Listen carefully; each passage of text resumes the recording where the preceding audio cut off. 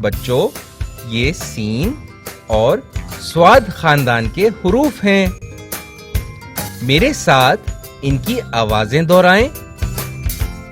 स, श, स, ज। बहुत खूब। ये ई है। इन दोनों को मिलाकर पढ़ते हैं। स, ई। और पास लाएं।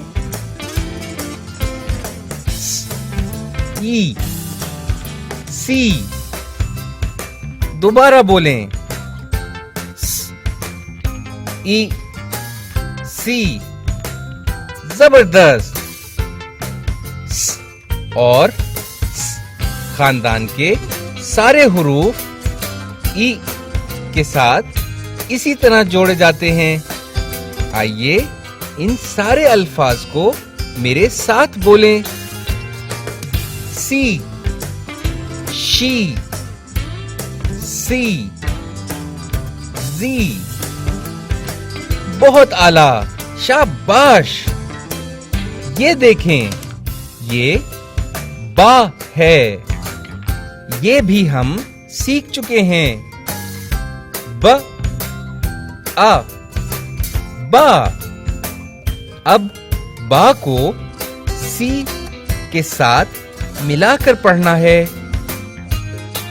बा, सी। थोड़ा और मिलाएं।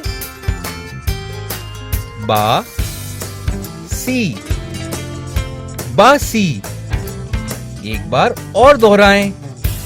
बा, सी, बासी। बहुत खूब। अब मेरे साथ ये सारे अल्फाज पढ़ें। बा, सी, बासी। सा, शी, साशी। खा, सी, खासी।